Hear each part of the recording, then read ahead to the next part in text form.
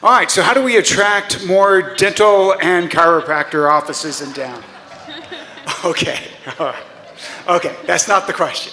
All right, what are the greatest challenges to our town growing, and what are the benefits? Just to let you know, that really was a real question that was submitted. I just wanted you to know that was submitted. You don't have to answer how we get more. So, Andrew, I believe you're the person to answer this question. What are the greatest challenges to our town growing, and what are the benefits? So when you look at the biggest positive and biggest negative about the town, it is our growth. We have grown so substantially in the past 10 to 15 years that it's increased our ability to drive our sales taxes, our property taxes that we collect, the number of residents here, the items that make it a great place to live. But there are a lot of challenges that have come about from this. We're currently straining all of our infrastructure pieces. Because of that rapid increase in growth, we've actually gotten to a point where we have to service these items earlier than we had expected. Say for our roads, they want to touch the roads, every single piece of road within the next 5 years, if we have the budget to do so. And that's one of the concerns also, the budget that is needed for all this. Because we've sunk so much water, our water fund balance into expanding out the infrastructure, our wastewater, our storm drainage, so that we could keep up with the capacity that's needed for this residence. So it's really about managing our expectations, our infrastructure, and our finances.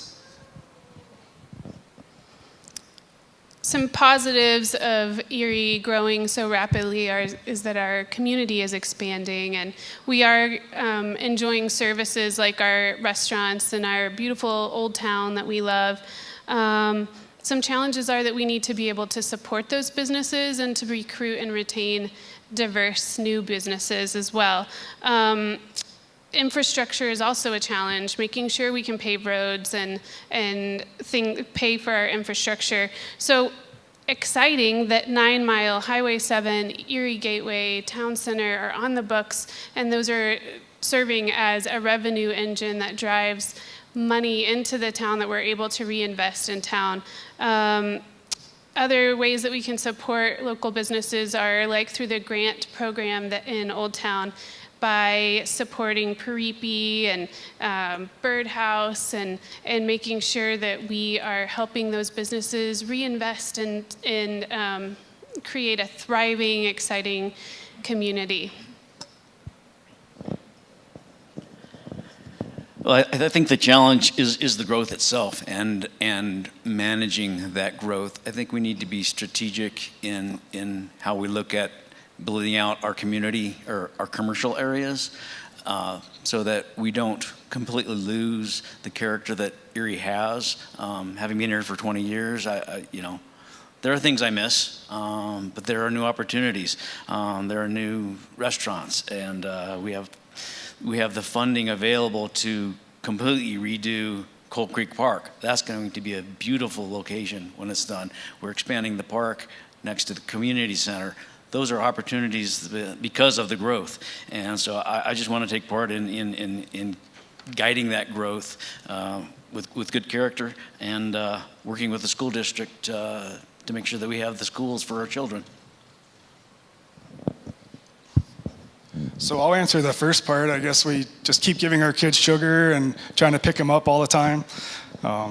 No, I think the challenges are roads and the schools. I think with all these families, super residential growth and not commercial growth or other growth to keep up with it, it's going to overflow the schools and it's overflowed the roads, which we've already seen that. So I think it's out of balance. I think the town finances aren't keeping up with what's been happening in the last couple of years and so quickly. I think we're overly dependent on the impact fees and maybe have neglected some other ways to support the town. But yes, there's lots of opportunity. It's growing an awesome community. This town attracts smart, educated, families that are fun to hang out with, and kids can have other kids to play with and support each other. So I think there's lots of opportunity to bring in stores, services, fun things to do, businesses that maybe didn't want to come here before, but now we have the footprint and the households to support them and know that they'll be successful here. So I think one of the greatest challenges we face is being competitive with our neighbors. I'm going to give 3 quick anecdotal stories that I've learned on the campaign. First, one of the new buildings downtown that hosts multiple businesses, the tap fee just to hook up to the water in the town is $250,000. That's not competitive. Another, I was speaking with a lady who has a business in Lafayette who wanted to move to Erie. She pays $19 a square foot in Lafayette. It was $59 a square foot in Erie. Another one that I have here was really, talking about the infrastructure, right? So, as we grow, we need to plan ahead. We've all seen the traffic issues that we've had, and a lot of that is because we weren't planning on being this many people this soon. So it's easier to plan ahead now than try to go back after all the development is here and say, oh no, we needed a 4-lane road here. And most importantly, I think we need to maintain our unique identity and respect our history going forward. Erie's a great place. We don't want to lose that.